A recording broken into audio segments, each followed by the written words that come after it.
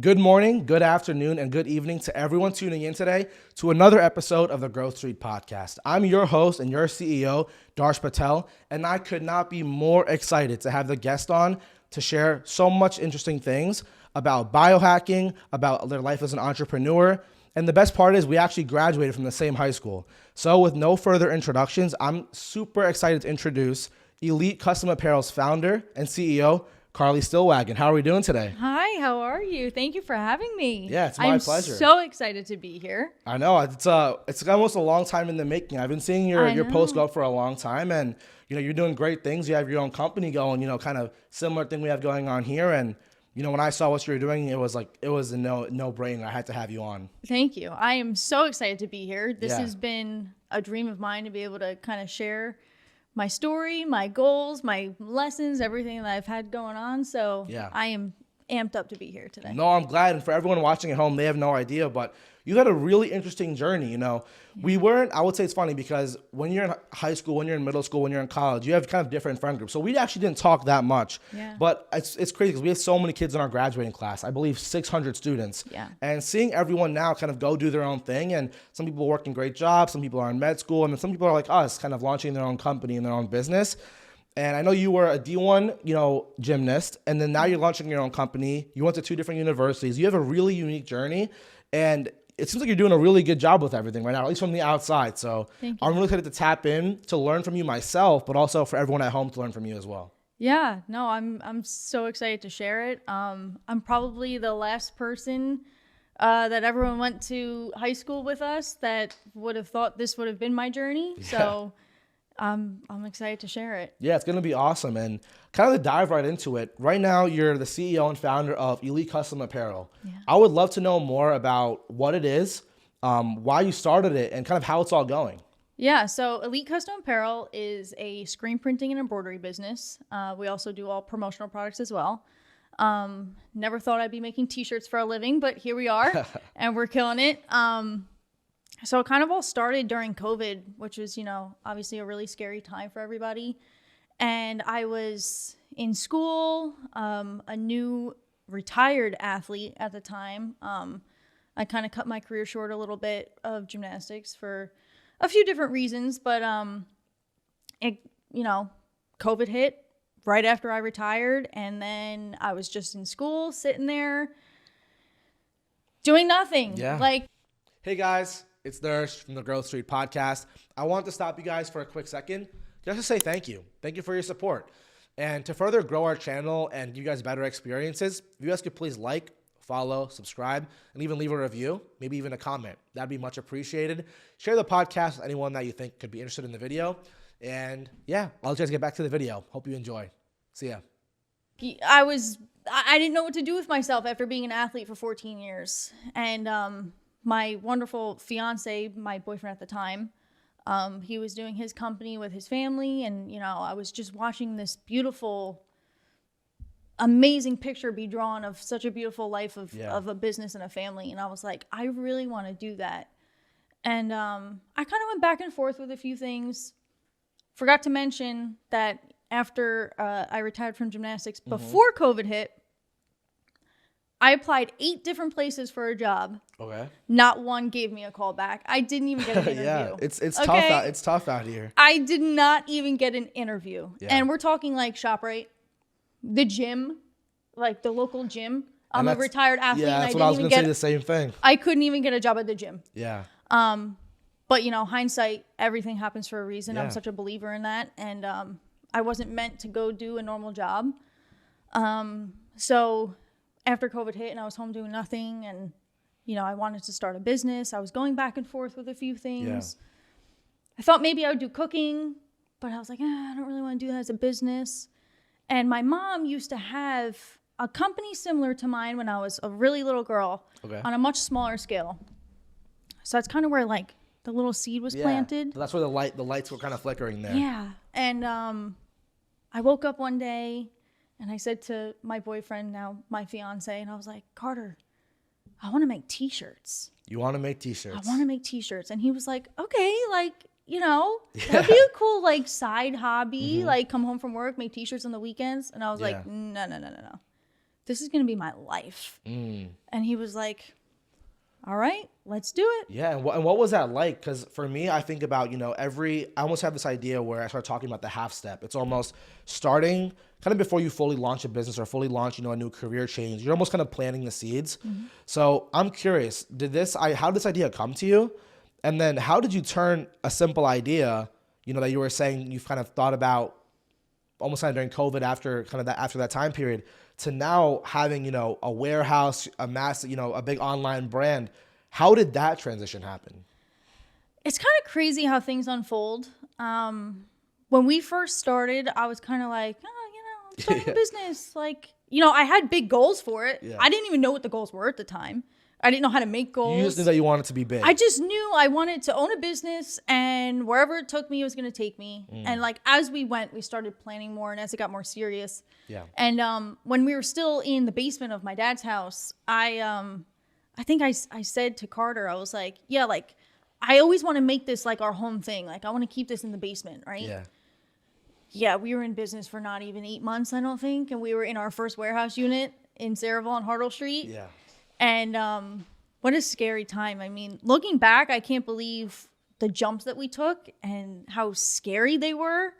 And, we were like two young kids like, yeah, let's do it, and like, it was scary. It was really scary. What was the hardest part for you? I think because for some people it's, people don't know what those fears are until you really go and do it, right? You can only plan so many things. Yeah. Even when I think about launching all of this was an idea in October 2022. So I've been thinking about this for a long time. I would go to work, until 5 o'clock when I was back in Chicago working at LinkedIn. And I would just come home and I would say, you know what? I have this idea. Let me work on it a little bit. But you don't almost plan the hard parts. You plan the good parts. You plan how it's going to go. You plan how the business is going to look. But then for the first time since you actually started, it's like, wait, there's some bumps in the road. How do I get through this? And all these little hurdles, all these challenges. And for you, what was your first challenge and what did that feel like? The first challenge was probably, aside from like the first steps, of like, okay, we're going to file LLC, get the first piece of equipment. I'd say the first big challenge was going out and getting my first embroidery machine, still in the basement. And it was scary because it was a lot of money, and I had to take out a loan, and I had to have my dad like co-sign with me and everything. Yeah. And it was the first thing that made it like real. Yeah. Right. And and we did this pretty soon, like pretty early on in the business, because I started off with a little heat press and my laptop from college and a folding table. Yeah, start somewhere. That's where I start. And you know what? All three of those are still being used today. Really those are like legacy items. For real. When Carleigh Stillwagon and Elite Custom Apparel are at the moon, you're going to have those in a little, in a glass box. In a glass box somewhere. Exactly. So I had those, and I was just going to do printing for a while on the heat press. And then I think my first 2 weeks in business, this big business owner, right? Yeah. I had like 3 or 4 people message me like, hey, are you doing embroidery? And I'm like, no, like hopefully in a couple of years, like give me like 5 years, right? Yeah. And then it was one after another, kept asking about embroidery. And I'm like, I don't think we should wait too long. Like, why don't we just get a little machine? Like, at least we could do something, right? So we went out looking, and my mom came with us because, again, she has a little background in it. And we went and saw one, and we took out a loan, and we brought this thing home, and we taught ourselves from YouTube and all this stuff. But I think that was the first like kind of scary thing, because it made it like super real, like now you have like money involved. You have monthly payments for a loan. Yep. And you have this big scary machine. It was big at the time. Now it's like, now it's real. Now it's little. Yeah, I think of the same thing. I remember me and my producer for all of this stuff. His name's Kush. He's the man behind the cam. Shout out Kush. When we went to New York to B&H, it's like the whole camera and lighting and all that store. I remember we went in the store. I relied much on his expertise, and we went through the whole entire store. We looked for cameras, for lights, for soundproofing. You're probably lost. Yeah, we looked for everything. And for me, it's like, okay, I used to make SoundCloud music, so I had I've had experience getting a little mic before, but nothing on this scale. And we went up to the cash register. It was me, him, and my cousin. And I just remember the lady scanning everything. Beep, beep, beep. And then I looked at the number. And I was like, oh, we're really doing this. Like, this is a lot of money I saved up from college. We're in this now. This is real. That's when I realized, like, all right, time to lock in, time to dial in, because now it's no longer an idea. It's no longer, this fantasy I have of, being an entrepreneur, being a business owner. It's go time. Yeah. And I will say, like, that was a moment where I even called my dad. I was like, Dad, like, this is the amount of money I'm spending on everything. Are we good? Like, he's like, and he looked at me, and my dad's like my GOAT. Like, he's my greatest of all time. He's my idol. And he said, trust your judgment. This is on you. And I was like, I'm like, Dad, we're going to do it. And, I look back a few months later, and it's like, wow, like, you said you started off in your parents' basement. Hey, that's where we are right now. Grove Street Studios is in the parents' basement, and we have a pretty good thing going on for us so far. So, and you're doing amazing. You have a lot to be proud of in such a short amount of time. Yeah, and I appreciate it. And again, that's why I wanted to talk to you, because you've been doing it for years now. Yeah. So you were a college student, and I'd love to hear what that transition was like, because I think so many students now, they're going through school. Some kids, love school, love college. Some people want to go work in be a doctor, be a lawyer, maybe work a corporate job. But then some people may have that inkling in the back of their mind that's, this isn't for me. I want to go try and do something else. Right. How did you make the jump from college student to CEO? Right. So, again, looking back at high school, I'm probably the last person that you would have thought to look at you and say that I'm a college dropout. And I proudly dropped out of college. Not saying that everyone should just go drop out of college. Please don't tomorrow just go drop out because I said I dropped out. It was, for me, an easy decision because something just never felt right. When I was doing gymnastics, it was like I was there for gymnastics, right? Yeah. And that was my purpose of being there. And then once gymnastics was out of the picture, it wasn't right. I couldn't get myself to sit there and pay to be there for these classes that I just wasn't interested in. And, I was going to school for business. Yeah. Not sure what I wanted to do in business yet when I was going, but I was looking at marketing, finance, accounting. Like, I really didn't know business management. And then, I ended up opening my business while I was still in school. But before that, like, I hated it. I hated every second of it. For some reason, I knew that I was meant for more. And I don't know if that drive came from gymnastics and all of the years and the dedication and just being someone different. I don't know if that's where it came from. I think it is. But then once my business did start and I was, still in my basement and I had my embroidery machine and my heat press and I was sitting in my room taking classes online because it was COVID. Yeah. And my machines were sitting out there vacant, doing nothing. And I'm like, I'm sitting in here learning about dinosaurs and my machines could be running and making me money. Yeah. What am I doing? And, then after that semester ended, I said to my family, I'm like, I want to take a break. This online school isn't for me. The back of my head, I knew I wasn't going to go back. But, it wasn't for me. And I just knew that I wanted more. Yeah, right? and I think that's such a big decision. Again, as you were saying, our advice is not to go and drop out. Right. Please don't do that. Yeah, but I think, it shows that you're someone with conviction, right? You believe that you were meant to do something else. And I think everyone should listen to their inner voice. Yeah. Because I think since you're born, you're listening to your parents' opinion, right? When you're in kindergarten, you listen to your kindergarten teacher's opinion. When you're in school, listen to your friends, to your teachers. But throughout this whole time, you're developing your own sense of being, your own sense of self, and almost now your own voice in your head, right? And I don't know if you've ever watched the Percy Jackson movies, the really old ones, but there's a scene where, he kind of like hears his own thoughts, and it's like he's like kind of almost trapped in this. It's actually his father's thought, but it's like this inner voice of he's trapped in this casino, and they're giving him some food to keep him like mentally there. But he hears his inner voice is like, this is not for me. I have to get out. I have to do something different. And that's what you followed. Yeah. And it's really about following your own heart and following your own path, which I talk about so much, because if you're following someone else's journey, it's not meant for you. It's going to eat you alive. You're going to get bored. You're going to have these internal conflicts. But when you're doing something that you love, all the struggles are worth it. It all feels like it makes sense. And I was the same way as you. When I was in school, I hated going into class. I was the person who skipped. No, I'm not even kidding. I would skip class every single day. And when I would show up for the exam, the teacher would say, "Oh, like Darsh, like so nice to see you." And I was like, "What's up, Teach? How are you doing?" But I was someone who liked to network and liked to be around people. So I would spend my whole days on LinkedIn, cold calling, cold approaching all these people that I looked up to. And similar to you, I never would have thought again I would be someone launching my own business. I thought I was going to work in a corporate job somewhere, you know, make a good salary and, you know, live the life that almost we were raised to kind of think was supposed to be for us. Right. But yeah, why does that have to be for you? Yeah, exactly. Why is that the case? And how does the 1% do it? Yeah, how? And like, and the most interesting part is that I don't think we're pushed to be entrepreneurs.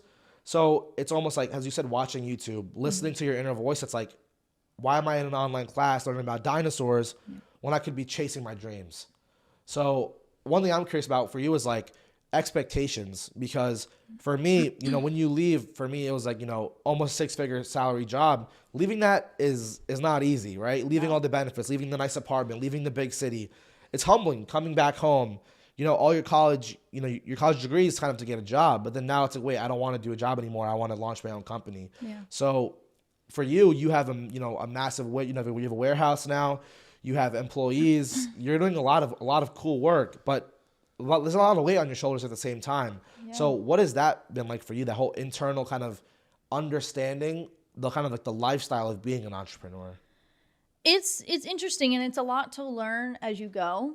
Yeah. And one thing that I've really learned, and what honestly, not that this experience is easy or that life is easy, but something that made it easy is that I'm doing this for me. You know what? Yeah. I don't care what anyone thinks about what I'm doing, if anybody agrees with what I'm doing, or, you know, if I take a risk and people are like, oh my gosh, like you shouldn't be doing that. I'm betting on myself. You know what? I, at the end of the day, have me and I have my family. And, you know, I mentioned Carter a lot. He's a huge part of my life. And we're known as like this power couple. We work together all the time.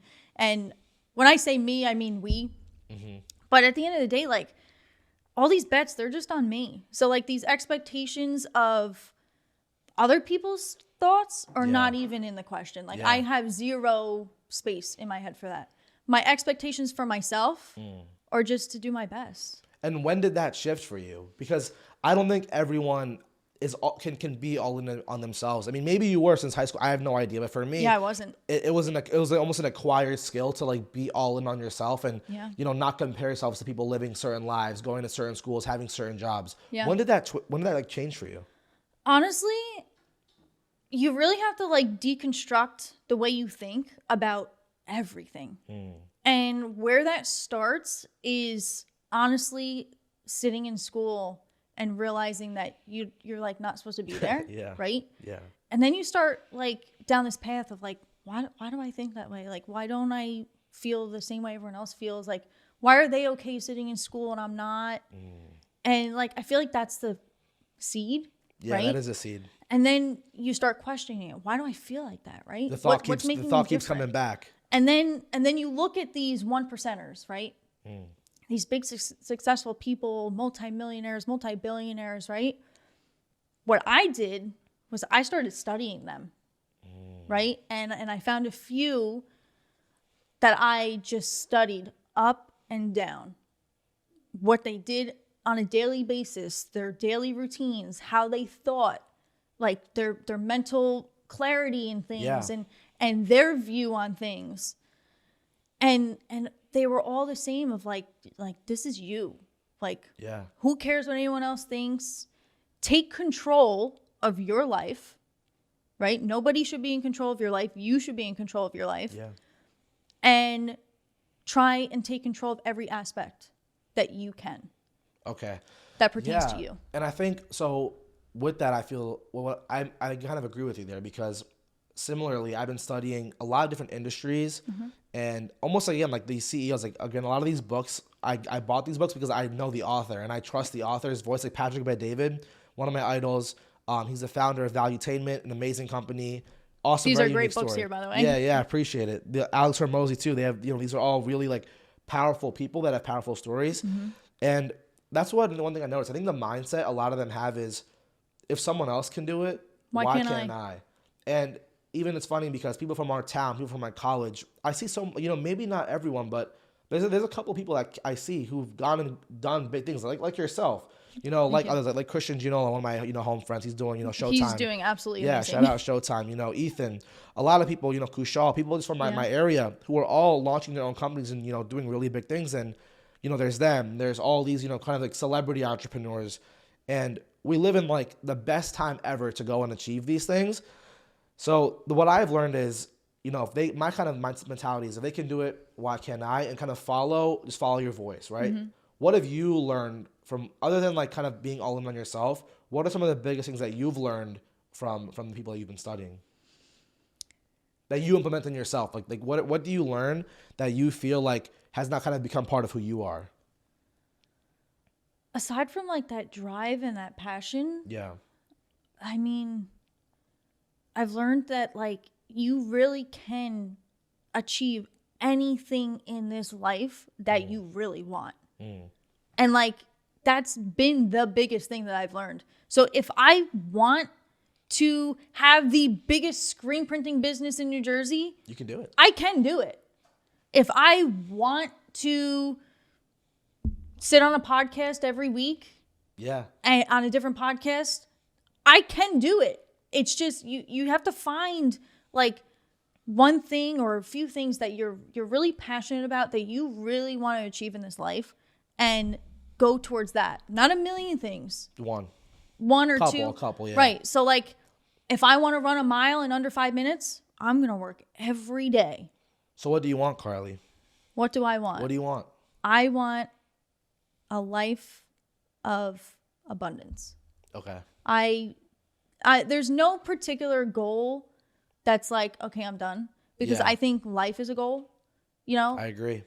And if you reach your goal, like, then you're dead. And most entrepreneurs even say, like, when they get to a certain point, they think it's like their final point. They get there and they want to keep going. Right. I think of my dad. My dad's like, 55 years old, and I'm saying, if you want to retire, maybe you can retire soon. He's like, but I know him. He loves to work. Right. So what I think is like, I agree with you. I think it's hard to have sometimes specific endpoints. There is none. There is none. Yeah, there is none. I have a cool sign above my head in my office, a neon sign like this, and it says elevate, and that's kind of like my word that I live by. And what that means to me is that you're always elevating, right? You want to reach this goal, you get there, then you look up and there's a whole nother mountain to climb, right? Yeah. You get to the top of that mountain and then you're looking over the whole landscape and there's a million miles ahead of you. Over the mountain, there's a sky. Over sky, there's space. There's always somewhere to go. It never stops. Yeah. So there's no end goal for anything, right? You're just going to keep going. And wherever life takes me, I'm just going to keep shooting for that next goal. Yeah. And for one, I want to, again, give you credit because from what you were saying, from being a student with one printing machine to now from the outside looking in, again, having this warehouse, having, this company with employees, it's like, credit to you for doing all that. Thank you. And you also are, very passionate about certain things too. One thing that is I kind of associate with the Carleigh brand is also this focus on health and focus on what you call, being a biohacker. Yeah. I'd love to learn more about what that is to you. Like, why is it so important? Biohacking is my life. It comes before my business. It comes before anything. Wow. Because, and what I've learned in the last... It's a big statement. Yeah, because let me put it into perspective this way. Yeah. I started more seriously biohacking about a year ago. The business took off this year. Okay. So what does that mean? Yeah. Your life revolves around your health. And I don't even like to use the word health. I use it a lot, but feeling? It's a big scary word to people. Yeah, I don't know why. Yeah. But your health is your life. One of the big people that I follow, I was watching one of his podcasts and he said, you have two things in life. You have your health and you have your time. And how you spend those two things dictate your life. Yeah. Okay? Yeah. Those are the only two things you really own. Money is fake, right? And this is what he explained. Money is fake. This is all, it's great, they're all just, it's all items at the end of the day. It's not yours, right? But what you have is your time and your health. Yeah, and I think a big, some things like health is wealth, right? Health is wealth. And if you take care of yourself, it only enables you to do more things, right? So when I think of, again, there's a higher chance your business is going to be run well if you take care of your body well, right? It's almost like this whole thing about, it's like athletes, right? Do you think a certain athlete will become, let's say, what example can I use? I'll use Michael Phelps.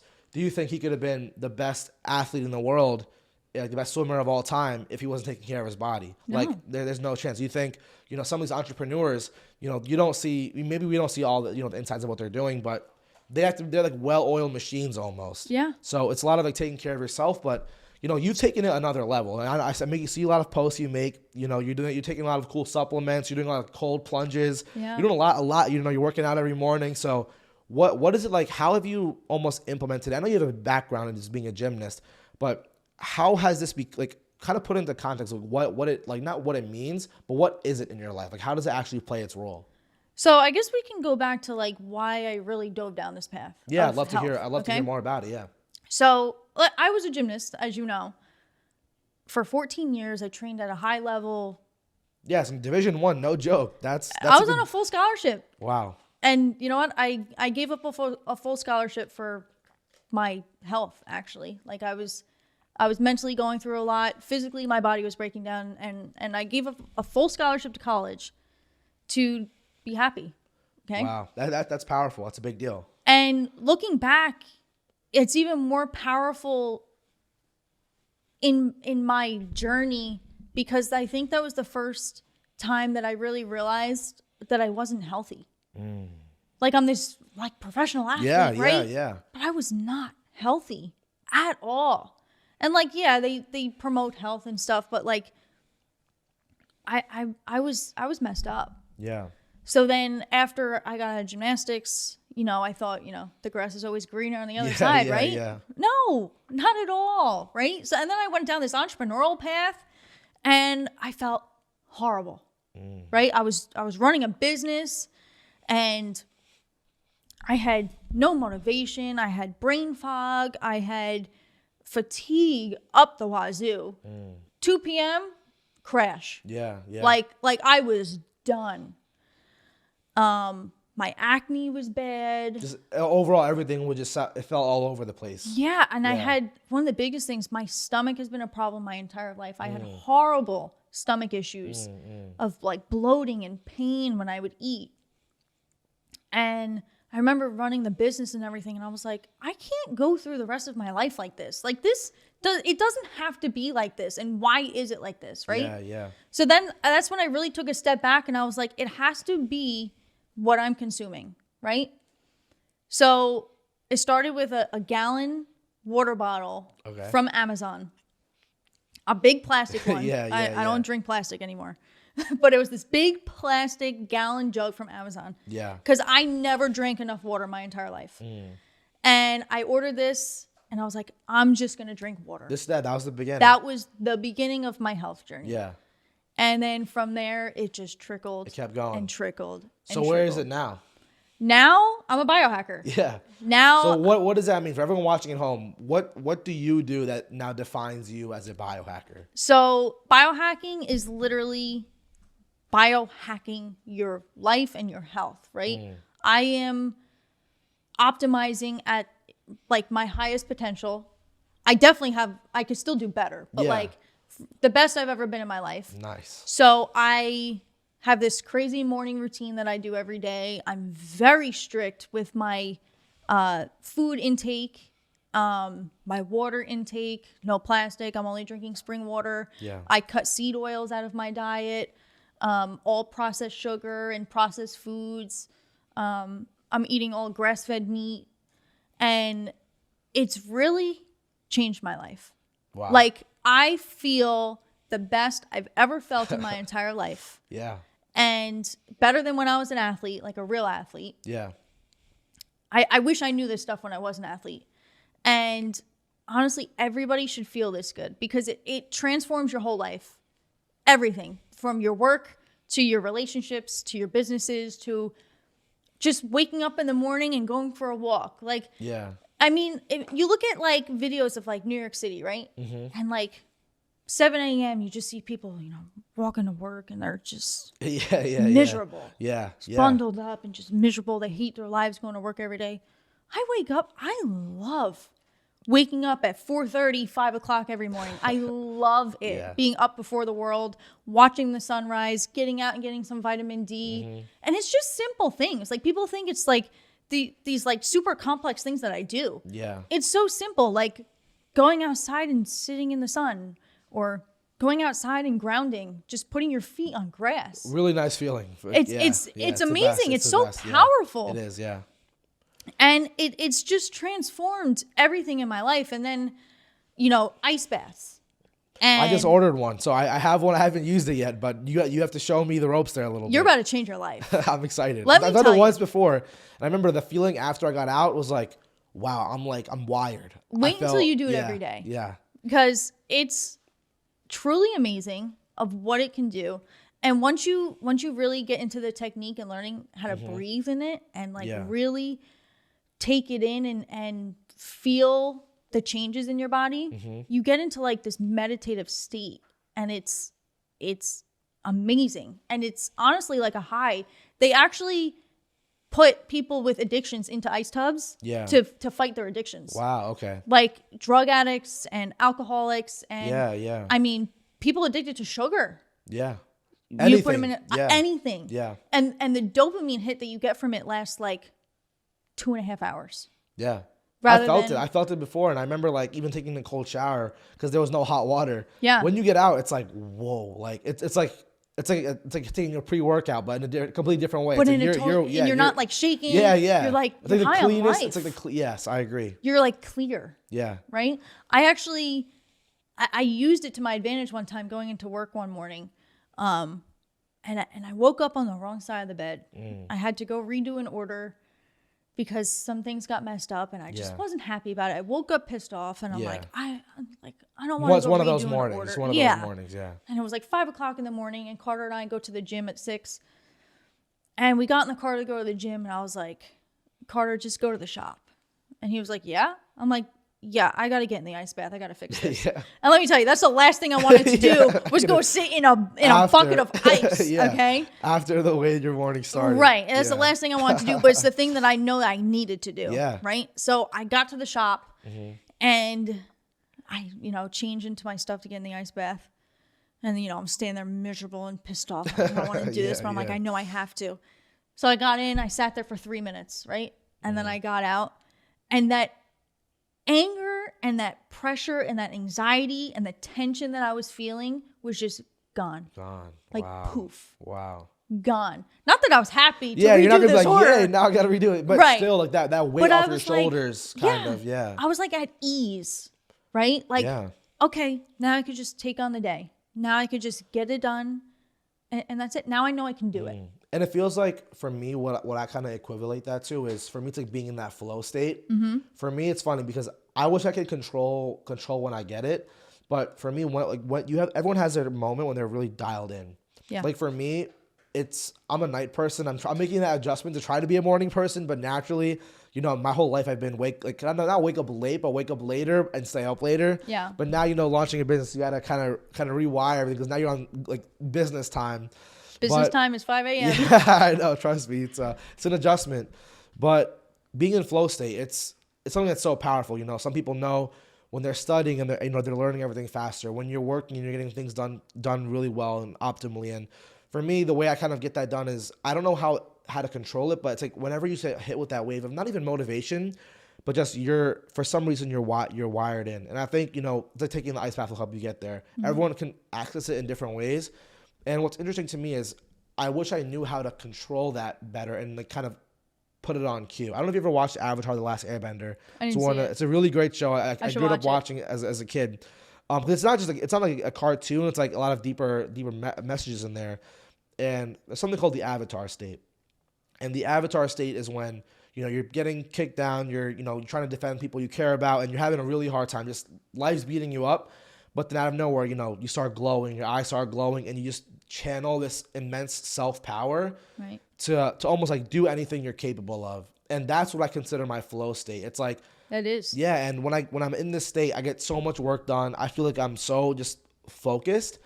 And when I hear you talk about this biohacking and, you know, these ice, you know, the ice baths and controlling your health, that almost seems like the way into your flow state. I could be wrong, but that's what I envision, like the health kind of benefits of what that is for you. Yeah.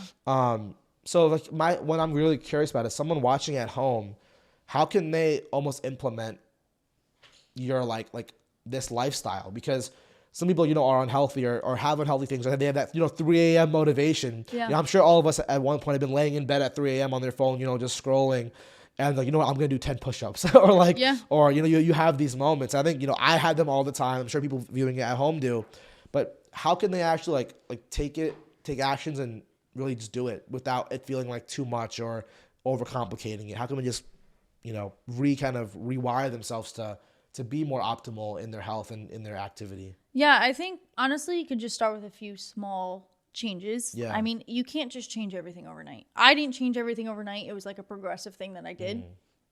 But I think one, recognizing that you need to change something is really big. If you feel like crap every day, you don't have to feel like that. Yeah. And it's so normal in today's society that, oh, you're supposed to feel tired, you're supposed to be depressed, you're supposed to have anxiety, you're supposed to, you know, at 50 everything starts deteriorating and you're tired. Yeah. Like, it doesn't have to be like that.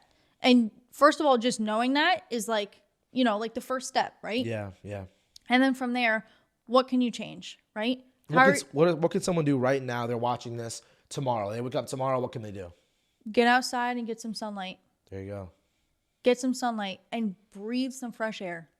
Get out of your your box. Yeah. Get seriously. out of it. Realize you don't have to live in that. Yeah. Get outside and get some fresh air and some sunlight. Yeah, Put your feet on the ground. My walk every day. So I always have on my calendar blocked off 4 to 5 is my like walk plus ideation time. It's where I walk outside, listen to like soft piano music from like different like I look up anime piano music, and it's like the most like soothing thing. I walk outside, feel the fresh air. Sometimes again I walk barefoot in my front yard, in my backyard. And then I play pickleball every day at like 6:30. So today I'm missing my session to record this awesome episode, but this is much better than playing pickleball. But that's my way of like getting outside, and it really does make a big difference. It really does. Yeah. And then you know what? Just like go to the gym. Yeah. Even if you don't know how to work out, go to the gym. It's the most people get scared to go to the gym, especially if they've never really worked out in their life, because they think that, you know, people are going to judge them or they don't know how to do it. It's honestly the most inclusive place you can go, because everybody at a gym is trying to do better. They're on the same mentality. They're on the same mentality. So just go walk on the treadmill, go watch, learn how to work out. Yeah. And no one's judging you to be there. Honestly, if I'm at the gym and I see a really like overweight person, I'm proud of them. I love to see that. Yeah, because they're taking action now. They're taking action. Yeah. So honestly, just get some sunlight, start going to the gym or just walking outside, right? Yeah. And just start knowing what you're consuming. Start looking at and understanding the food you're consuming every day and how it might be harming you, and learn it for yourself. Yeah, and there's a big thing where I'll do an exercise with you right now. Ready? Yeah. So if you look around this room, look at all the things in this room that are green. Here, look for all the green things in this room. You could pick out a bunch. Right? How many red things did you just see? None, because I was looking for green. Exactly. So in my opinion, right, like exactly to what you're saying, you only see things that you're looking for. Right. It's almost like you're choosing the glasses you put on every day. You're choosing what your eyes are looking for, right? And that is inherently what you're going to think, what you're going to, your perspective of the world. If you're now, for example, regarding this personal change and wanting to do better for yourself, whether it's at work, whether it's your health, whatever it is, you have to go out and look for that positive change. Look for the things that you want to develop better, right? So it's like now if you're going to go, for example, with health, I'm going to look for healthier foods. I'm going to look to go outside. I'm going to look for, social media content that's more focused on self-benefiting, or look for books instead of, swipelessly scrolling on random things. You're gonna start noticing those things more, right? So yeah, I think a big part is controlling your controllables, and kind of going off what you were saying is the idea of change, right? Because for people to get to where they want to be, you can't just do what you're doing now, right? No. A really good quote I love. It's also from a movie. It's from Kung Fu Panda 2, from Master Shifu. He says, if you, how does it go? It goes, if you stay who you are and do what you do now, then you're never going to be who you can be. Yeah. You're going to stay yourself. Right? So what I think about, what I'm really kind of curious for you is, you've gone through, again, so many changes. I think all of us have. All of us have, for me, it was, being a high school kid who didn't really care about anything else other than having a good time. I cheated on every test. I literally was there for vibes. Nothing else really mattered to me. Then I went to college, learned it the hard way. Then I went to, really worked in this really big job in Chicago. Then I moved back home, living at home. Now I'm launching a business. We all gone through so many changes. For you, again, kind of going off your story, you're in high school, you're an athlete. You go to one school, you're a D1, then you transfer, then you walk on to you've had so many changes in your own life. I'd love to hear more about how you navigate change and really how someone can embrace it and almost make it a strength for them. Honestly, just like you said, embrace it, then make it a strength. Go through the emotion. Yeah. When I retired from gymnastics, I was lost and I was hurt. I felt like I went through a bad breakup, right? Because that was my life, and it was a big part of my life. Yeah. And then going through other changes and changes in the business and changes in my health and changes in life and friends and family, go through it. You're human. You're not supposed to just be happy 24/7. Yeah. That's impossible. Yeah. Go through it. Deal with the emotions. Let it sink in. Feel it. Know it's there. And then do what you have to do to then change that to something positive. Yeah. And I think about, again, feel your feelings. Yeah. That's a big thing. I think most people try to, just distract themselves with whatever it is. And that's how you kind of get lost. Yeah. Feel how you feel, kind of make action plans and control your controllables, right? So for you, I'm really curious, what was your big change? What was your biggest change? Was it transferring schools? Was it stopping gymnastics? Was it starting your business? What was your biggest change? Stopping gymnastics. Yeah. That was my life. That was my identity. 14 years, was it? 14 years. Wow. And I had a lot of accomplishments and it was the biggest part of my life. And at the time, I was the gymnast. Yeah. I wasn't Carleigh. I didn't even know who Carleigh was. I was just the gymnast, yeah. Right? And I really noticed that the first time, you go into your class for the first time on your first day and you're doing icebreakers, right? Yeah. And you stand up and you say one interesting thing about yourself. Fact, yeah. My entire life. Hi, my name is Carleigh and I'm a gymnast. That was my life. Yeah. That was my story. That's all it was. Yeah. So then right after I retired, shortly after we started the new semester in school before COVID hit, and I was in this creative writing class, I remember, at Rutgers. And it was the first class I walked into being a NARP. A NARP is what athletes call regular students. Okay. And what NARP stands for is a non-athletic regular person. Okay? That's so funny. I walked into class for the first time as a NARP. And the first thing we had to do was an icebreaker. And they said, stand up, say something about yourself. What was your fun fact? I couldn't think of a single thing that I could say other than, hi, my name is Carleigh, and I was a gymnast. What was that like? Eye-opening. Because I didn't know who I was. Yeah. I couldn't think of one thing I could say about myself other than I did gymnastics. Look at you now. And that, I think, everything happens for a reason. I had to go through that. Yeah. And I had to go through losing gymnastics in such a hurtful way to go on to find myself. Yeah. Because that's what made me realize that I didn't know who I was. Yeah, that was the biggest change that I've had. Yeah, and I think a big thing I always try to tell everyone is for one, I don't necessarily know how, I think regarding that situation, I think that's tough. I think not everyone has to go through something like that, right? It's kind of figuring out who you are. But I think it's always staying, trying to find, how can I phrase this properly? I think the big thing I tell people all the time is when I'm trying to find a career or look for a job, I always say find out what you're good at and what you like, and then let that kind of guide your vision and guide your path. For real. But I think it's always hard because things change, right? When I was a sophomore in college, I wanted to be, well, first of all, when I was a freshman in college, I had no idea what I wanted to be. Being part of the Indian American culture, it was kind of just, you're going to be a doctor. So go to school, go be a biology major. I tried that. I had a 1.7 GPA after my first semester. In Monroe, I just cheated on everything. So I had good grades. I never really went through the ringer. Right. Took all these classes in college, and I was like, oh my God, like, am I dumb? Like what? Like Right. what's wrong with me? Like that's your identity. Yeah. So now what am I? Now I'm the 1.7 GPA kid at Maryland who's, spending all this money going out of state. And for what? Just to struggle, right? So I had to figure out, okay, what do I like? So then now I became, the sports marketing student. So I love sports. I figured out, okay, what I like, what I'm good at. I love talking to people, but I also love sports. So then I kind of tried to find a path in that way, right? But then it changed. I went from that to being someone who loves sales. So I started working in sales. So everything's always changing, I think, with everyone, right? Right. So again, I keep focusing on change because you have to realize that whatever you're doing now can be what you do forever. But the road is never straight. It's not your identity. It's not. And what I say about Growth Street is that Growth Street's not a straight road, right? It's not the highway.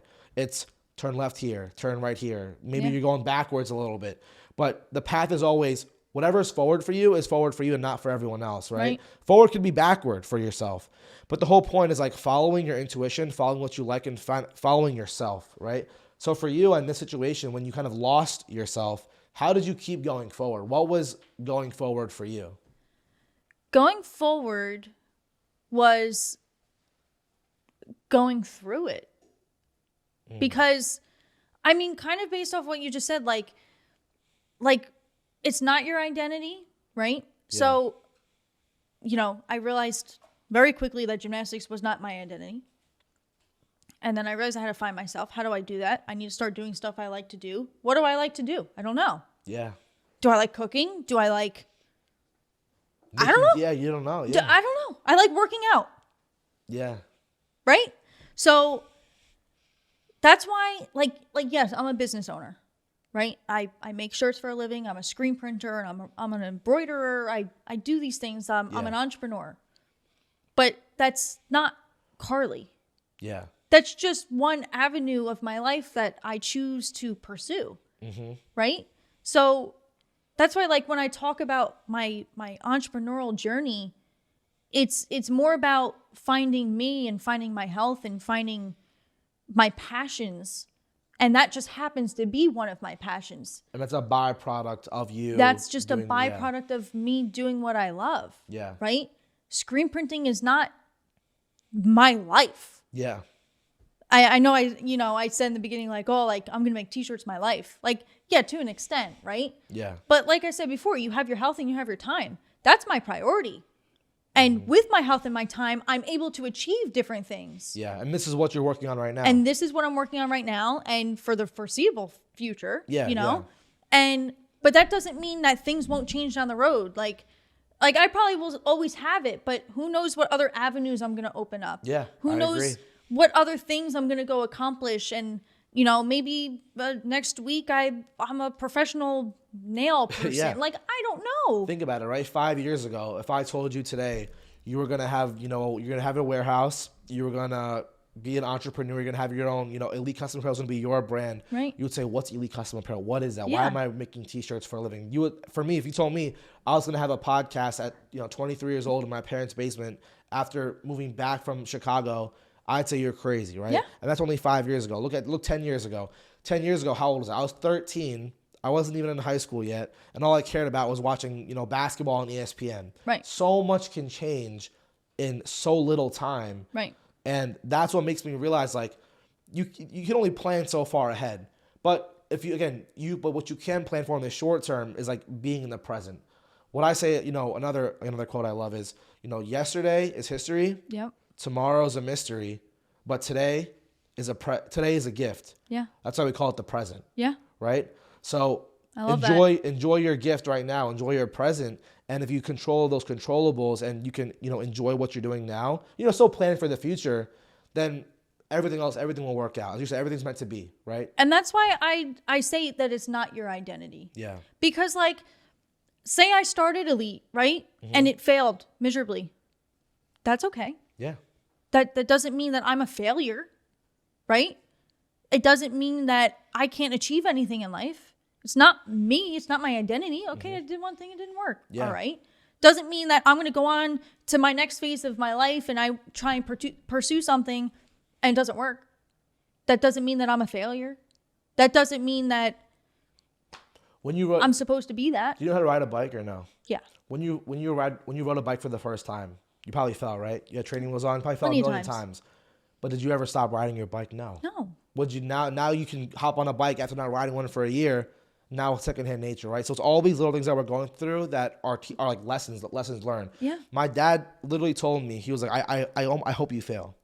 I was like, love that. I'm like, you're playing on my downfall, Dad? What's that about? He's Props like, to no. your dad. I love that. Yeah, he's like, no, like what I've learned the most in life is through my failures. And then I thought about my own life and I was like, wait, when I failed my first class in high school, I literally, embarrassing story. It was junior year in honors physics. I got like a 45 on this exam. I've never seen a 4 come before like a 7, 8, or a 9. Yeah. And I stayed after class and I was crying in my teacher's office because I was like, oh my God, I'm a failure. I like, what am I? Like all these things. But then after that, I never failed a test again. Right? So you learned from it. Exactly. And I still failed some classes in college, right? I was just in high school. But those are moments, those are learning moments. Yeah. And I think so many people now, because I do a lot of career coaching for students, young professionals, and I say like, just because maybe 100 companies, well, someone I'm working with right now, almost 100 companies, didn't respond to their applications. 100, like they sat there for multiple weeks applying and no one even replied. Mm-hmm. And you know how deflating that can be? It took them we're almost getting them a job. It's almost been 7 months now for them. But these are not moments where, you're going to feel down on yourself. But these are not moments where you're going to be, homeless or you're not going to have a job. No, these are moments where now, okay, you're learning what you're doing now is not good enough. Let's get better. Maybe Let's keep growing. Let's keep developing. And maybe it's not meant to be, right? These are all learning moments and like kind of signs, I say. Yeah. They're not walls. They're not, these hard dead ends. They're not dead ends. Everything happens for a reason. Exactly. So, what I'm curious for you is, for someone watching at home, right? They don't know Carleigh. They don't know how you approach life. How do you approach these like kind of almost to feel like dead ends? Other than I know you've said already, like, feel everything you're feeling, but tangible actions. Because for you, you're not working a corporate job. You're a college dropout. You're an entrepreneur. You're doing things. You're zigging when everyone's zagging, right? Yeah. How can someone else who's really resonating with this conversation, how can you get them to go zig? How can they kind of like believe in themselves? How does that process start? Know that it's not going to be easy. That's the first thing. Life is not supposed to be easy, but just based off of what you were just saying right there, everything happens for a reason. Everything. Every person you meet, every conversation you have, every failure you have, quote failure. Yeah. Every success you have, every good day, every bad day happens for a reason. So even if you had a bad day, even if you failed miserably, take it and move on. Yeah. That's a good thing. Like your dad said, when you started this business that you have here, I hope you fail. Yeah. He doesn't hope you fail in life. Yeah. And you're not going to fail in life. Yeah. But through your failures, you will learn the most about yourself and what you're capable of. Yep. And maybe your failure of something that happened was really just that you weren't supposed to be in that room. And it opened the door to a bigger room you were supposed to be in. Something I think about is this, right? The word success. What comes before the full word success? It's SUCC. You suck before you have success, right? Yeah. So that's the way I look at everything, right? In failure, the F comes before the A. These are all little things that I almost train myself to like see and almost believe because, again, going back to the whole thing I was saying earlier of, if you're looking for green, you're going to see green. If you're looking for red, you're going to see red. Exactly. If I'm in this mindset of, I fail and now I'm a failure, you're going to think you're a failure. Everything you're doing now, you're thinking, oh, I'm not good at it. I'm going to be bad. There's no hope. But if you're going into that mindset of, you know what, dude, I'm launching this company I have right now on Growth Street. Dude, I have so many rough moments, so many bad days, times where things do not go the way I want them to go. But how do I look at it is the way things are going to be. If I look at them like, oh my God, I'm just going to quit. This sucks. Like, why would I do this? I'm going to go get a job. Like, I can do that, but that's such a negative approach to life. Yeah. I'm someone who, people who know me, I try to be the most positive person in the room. You're never going to hear, I'm not the guy who, even if I have a bad interaction with someone, or like I'm having, let's say something's not going my way, someone pissed me off, I'm not going to be the one who's like, super down, negative, crying in the corner. It's like, you know what, smile and we keep treading. Like Yeah. that's kind of person I am, and that's the approach I have to life. It's like I tell so many discouraged, job appliers and people who are trying to start their own business. It's like, dude, like it sucks, I know, but I'm telling you, like there's a light at the end of a tunnel. Like there 100% is. And you have to trust yourself, right? The reason you're even applying for a job, so you already have the confidence to apply, right? Like the mentality I tell people when they apply for jobs and when they have interviews is, don't try to show like why you're best for the role. Is show them why you deserve to be there. Like show them why they need you, not you need them. Exactly. And that's the mentality I think people should have like in life, right? It's like take control. Just take control. It's yours. Like as corny as it is saying you're the main character in your story, you are. Like who do you talk to the most in your life? My entire life, I think it's interesting. I think it's probably myself, I would say. That's the perfect answer. Yeah. Yourself. Yeah. So one thing that I'm known for, all my friends and my family know this, the self-talk for myself is so positive, not in a cocky way. Yeah. But I hold everybody else accountable around me for how they talk about themselves. Because how easy is it to write on a piece of paper, right? And you're writing down numbers, right? And you flip-flop a number, or you typed a word wrong in an email and you're like, oh, like I'm such an idiot. Because you typed a word wrong? Yeah, like what? Yeah. You're an idiot? Yeah. Why would you talk? What if I did that, would you call me an idiot? Not till you Because I messed typed up. a word wrong? No, till So you why messed would up. you call yourself an idiot, right? Yeah. Your self-talk is everything. And it's your energy, it's your vibe. So Right. just based off of what you were saying, like it perceives what you're doing. Yeah. And if you're looking for red, you're going to see red. Yeah. So if I'm looking for positive, I'm going to see positive. Even Yeah. if it's something negative that happened, I'm going to see positive. I agree. And I think that's what I think about, right? It's like having that positive mentality and taking that to like your professional development space. So what Growth Street basically is, and I'm sure you already know already, but the whole idea is to get people to where they want to be, the way that they like learn and process best, right? So some people like to read, some people like to watch videos, some people like to listen to things, some people like coaching. Everyone learns differently, but it's getting to where you want to be the way you learn best, right?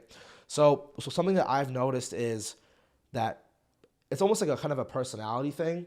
A lot of people that I know personally like coaching the most. But the reason why we have a podcast is because some people like to, while they're cooking or while they're driving or while they have class, they can just tune in and watch or listen, right? So the way I kind of apply this, I'm kind of curious in your perspective is that when it comes to, being an entrepreneur, it's very different to like learn by listening as much and learn by, reading. But I think for me, at least the most place that I've learned is just by doing, right? 100%. So for you're a seasoned entrepreneur now. You've been doing it since 2020. It's 2024 now, which is crazy. We're still just getting started. The fact that I'm closer to 30 than 15 is a little, not loving that, but we're growing. So I'm curious for you, right? Like what's that been like for you, right? Like been 4 years. What are like the most important lessons that you have learned, that you want to kind of give back to like the younger community? Because again, you're a different person right now than you were 4 years ago. Before 4 years ago, you were still a student, you were still a gymnast. Yeah. And now, if you could look back at your younger self, what advice would you give? Take the risk. Take the risk. Take the risk, even if it's scary. Especially if you're young. What do you have to lose? Yeah. What do you have to lose? Because if you don't take the risk and you just stay in your everyday life of whatever you're unhappy doing or unsatisfied doing, you're just going to be stuck there forever. Yeah. Take the risk. Start the podcast. Start the business. Do it. Just start. What could you lose? Just start. Shia LaBeouf said, just do it. Just do it. If you're tired of quitting, then start stopping. And I agree with you. I think the big thing for me is like, it's hard to figure out, I think, when that time is in your life to go and do something.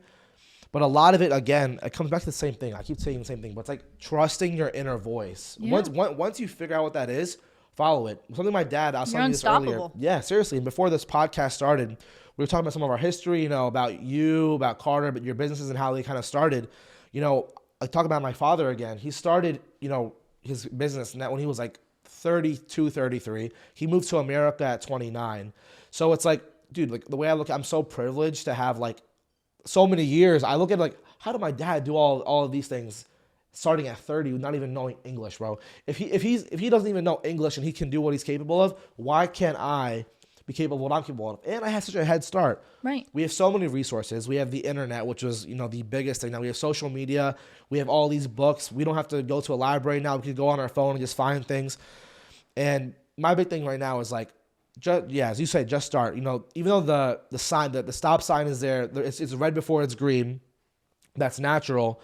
But we're at a time now where everything's so accessible. Yeah. Whatever skill it is, if you want to be the best artist, you can watch people how to art. If you want to watch, be a movie director, you can watch all these YouTube videos on how to do it. If you want to be an, elite, if you want to make your own clothing company, there's something you can just ask people on how they started, right? Yeah. Just go start. All you need is a heat press and a computer to watch a YouTube video, right? That's it. Yeah. So again, I'm gonna kind of flip, ask you again, what's it like to just like fully send something? Because again, I know we talked about the fears behind it, but what are some of the benefits of doing your own thing? Like, what's been your favorite part about starting a business, being an entrepreneur?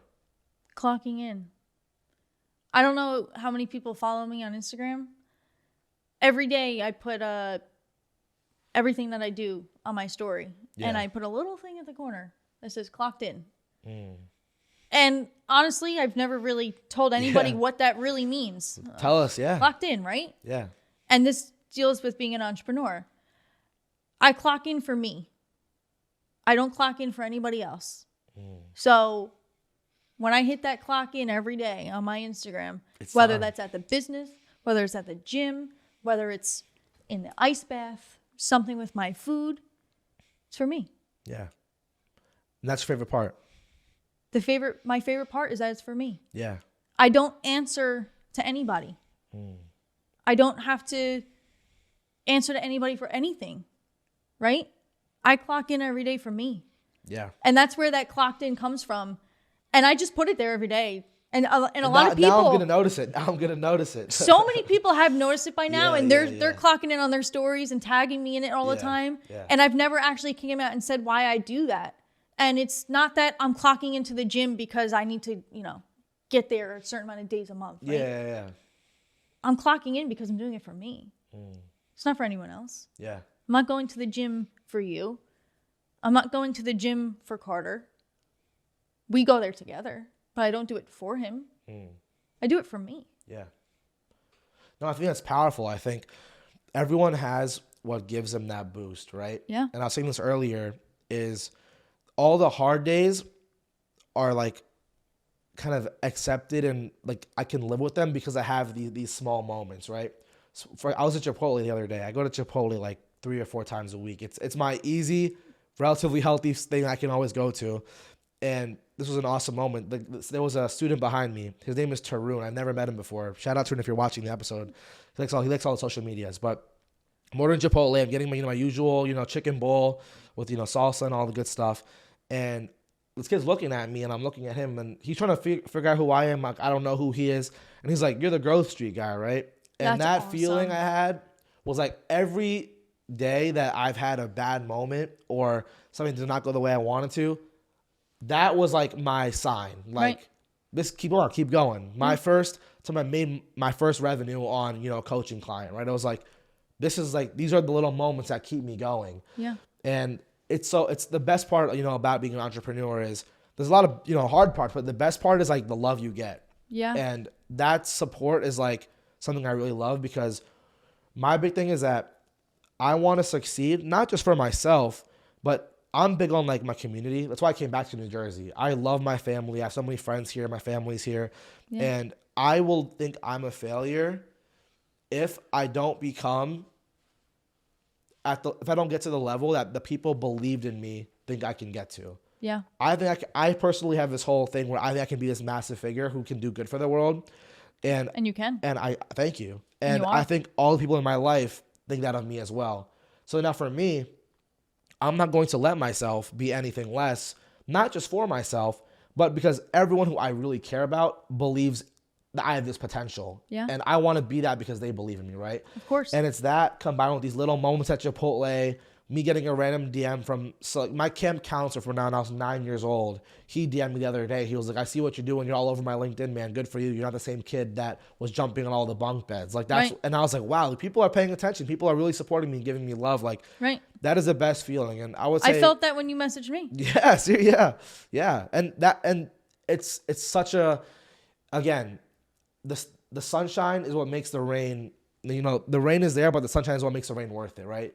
Like, So the rain is beautiful. yeah, happiness. You wouldn't be happy if you weren't sad. Yeah. So, And the community that you build around being an entrepreneur and doing your own gig and all that kind of Yeah. stuff, the community is unmatched. yeah, The people you meet, yeah, right here, right now, right? If I Yeah. didn't start a business, I wouldn't be sitting here with you. Yeah. If you didn't start a business, you wouldn't be we sitting would here never with me. have probably spoken, maybe Right? ever, unless I wanted Ever. a t-shirt. Yeah. Yeah, Right?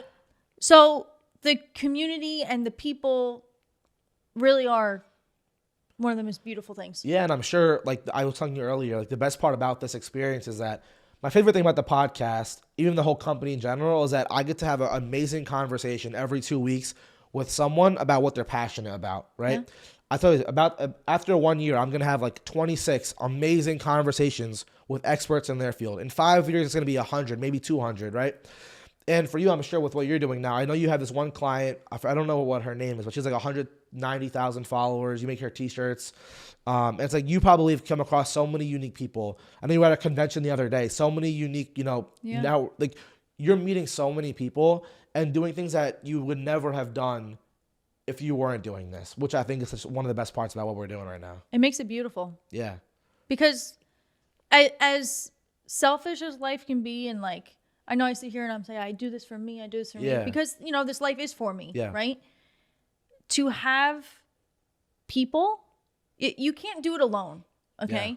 So to have It takes a team. a circle and to have a team makes everything even more beautiful, so that you can still have your life and love your life with your people and your team. Even today, like I was in my flow state earlier. It was like 9:30 a.m. I was in my flow state. And whenever I feel good or I had nice big moments, the big thing I want to do is like reach out to someone. Yeah. Right? Because like celebrating by yourself is cool, but celebrating with like people is what life's about. I'm a huge people person. I tell myself, I like being an introvert, but I'm not. You say that Right. that to cope. It's kind of coping. Like, oh, today was a quiet day. I'm an introvert. No, people are meant to be around other people, and success You're only an is introvert when you're not around the right people. exactly. Yeah, that's good. No, you're only an introvert if you're not around the right people. I agree with that. And again, the best part about this Growth Street thing and about just life in general, about me playing sports growing up, is success is meant to be a shared thing. Mm-hmm. And even when I get to have these victories, the fact that I get to share them is like something that I love. And Yeah. again, I went to like a family dinner the other night, and one of my uncles who I looked up to, he works for BMW. He's an engineer. He's doing some really good stuff. And I've never really talked to him about like real life stuff. It's always been about sports or Formula One or what's going on with another family member.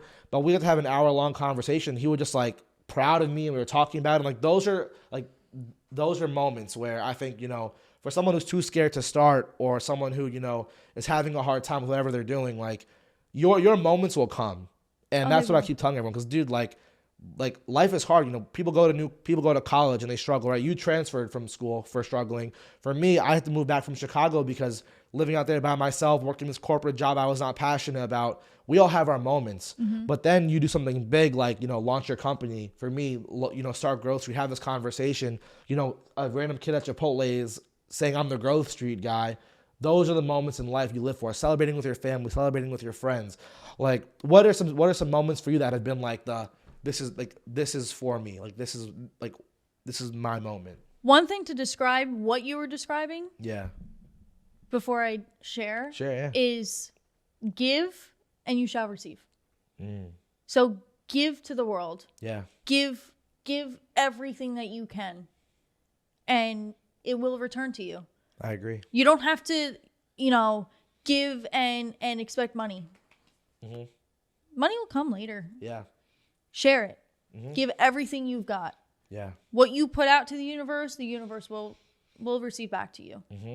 And I think that that's exactly what you were trying It to is. say. I agree. Yeah. I agree with that. And it's so true. The more you give, the more you will receive. Yeah. And I think about it's like, it's the whole like karma, what goes around comes around, right? For real. If you're an asshole to everyone you meet in life, then what are you going to receive? What are you going to receive? Everyone's going to, not want to talk to you. They're going to have a certain opinion of you. If you're going to try to do something on your own, they're not going to support you. But if you're that positive person who always smiles in the room, who always gives people compliments, what's going to happen? When maybe you need that love at some point. Yeah. When you're expecting it, you're going to feel it, right? Yeah. And yeah, that's like why I'm curious for you. Like, what has been your moment where, I'm sure you had these really hard days where, things are not going the way you want them to go. Not counting the ice bath, I know that's a good pick me up. What's a moment where you were like, wow, like this is this is for me? Honestly, like in the entrepreneurship perspective, when you have a job that's not going well, even if you have to redo the job 4 times, the second you see that customer with a smile on their face, it makes it all worth it. Yeah. You might have not profited a dime on that job. You might have even lost money on that job. But you know what? The customer is happy. And in turn, that will then bring the customer back and or more customers back to you. And them receiving exactly what they wanted is all that matters, right? To see them happy with a product that you literally created. Yeah. It makes it so much more worth it than if I...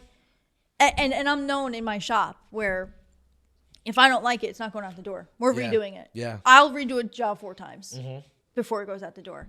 And I think that's why we have our reputation for our quality and everything. But it's not because, I got to be the best, right? Yeah, yeah. No, it's like... just your standard for yourself. If you're paying me to do a service for you, then I'm going to give it my all. Right? And even if I don't even make any money on it because it wasn't my all and I'm going to redo it, I'm still going to give it my all so that you get what you deserve and what you need. Yeah. And that's a big thing for me. Yeah. And for me, it's funny that you say that because I think when you start your own business, like that's the approach you have. And when you're growing up in life, those are moments you remember. Like for me, I remember I went to this barbershop for the first time. I've been with the same barber now. Shout out Arbonne for like 9 years. And one of the first times I went to get a fresh fade from him, he said, I got up to go out the door, I just paid him. He's like, wait, sit back down, I miss a spot. And that is something where like I've been getting my hair cut for like 20 years, and that's never happened to me where, they'll see one small, and I probably would never have noticed it. You never would have noticed it. It's like maybe one little indent or something. And he said, sit back down, let me fix it for you. I'm like, that's service. Like that's his true passion for what he's doing. And then what happens? Now I'm coming back to him. It's been 9 years now. Yep. Right? And it's like, that's what it's all about. It's not about the dollar. It's not about, it's about relationships. Something I was researching was about the restaurant industry. And they say after your first visit to a new restaurant, if they have the first class, like best experience possible, like, great waitress, great waiter, great food, there's about a 40 to 50% chance they'll come back. Yeah. Second time, same thing, 40, 50%. After the third visit, if they have 3 like really quality first class visits, they're now almost a customer for life. Even if they have a bad experience, they'll still come back after that. After that period, yeah. Because they've already proved themselves. Yeah, it's like a 6th try, you have a bad time. Okay, whatever, like bit of time. You still have that trust, that reputation. Yeah. But the first time they come, let's say they have the worst experience ever, then you lost that potential relationship, potential client. Right. And it's not even about the client. It's about, again, building that community. Yeah. Right. Like something that this restaurant always did was every first time customer, they'd give them a red napkin instead of a white napkin. Because that way it'd be almost a sign for their employees to know, like, build that relationship. Yeah, like focus on this one. Like, and that's something I really, value. Whenever I have a first time client, it's like, all right, how can I make their resume, their LinkedIn, the best possible one? How can I give them the best possible interview prep? How can I give them the best career road mapping? For you, I'm sure it's, again, you probably done t-shirt orders like 4 times before you let them have it. Yeah, I'll redo it. That's a big part of what this is. Again, what you give is what you'll receive. And then they're going to be back for you now for who knows how long. For life, hopefully, right? Yeah, seriously. Just because that first time you gave it your all. But, I mean, after that first time, you still need to give it your all, too. Yeah. But, like, that initial instinct from that first time is what you need to go for. Yeah. No, I think, again, like, I'm loving this conversation. I could talk to about this for hours. I feel like I'm learning so much. I feel like we're also on a very similar page on like kind of how we perceive things. I agree. But regarding the whole, especially I think when I think about you now, the two main things I think about is really control over your health and controlling your controllables, and then embracing change. I think if you can do those two things, you will be fine. Like you will make progress, and I think progress is the biggest thing you want in life. Just keep taking a step forward every day. What's like, so now kind of like almost kind of to wrap this up is someone's watching this at home and they want to know what you stand for, what lessons you have for them, your advice. You're now big sister Carleigh sitting in the chair. What's your advice for, 18-year-old, 21-year-old, maybe even 14-year-old, little Jimmy, or Sam watching this episode? What's like your message to the world? My message is, it's not going to happen tomorrow. It's not going to happen next week. Take the steps now. And eventually, if you keep going, it will happen. Just like this whole perceived notion of like, you need to be a millionaire by the time you're 25. Yeah. You have your whole life ahead of you. Yeah, I know. It's crazy. Right? So stop thinking that because you're 18 or because you're 22 and you don't even know what you want to do yet in your life, that you failed or that you're behind. Yeah. You're just getting started. Just keep going and find yourself, and your passions will come from finding yourself. Yeah. So stop putting so much pressure on yourself to be financially successful, because it's not about that. Just it's about the journey. Just try to get better. Life is a journey, not about the destination. So enjoy the journey. Take every step you can in the right direction. And if you take a step back or go in the wrong direction, it's okay. It's just life. You still have so many more ahead of you. Yeah. So just keep going. Thank you, Carleigh. That's the best way to sum up. Everyone watching at home, guys, she's spitting right now. So that's some real advice, again, from someone who's really lived a really unique experience and gone through such a unique journey.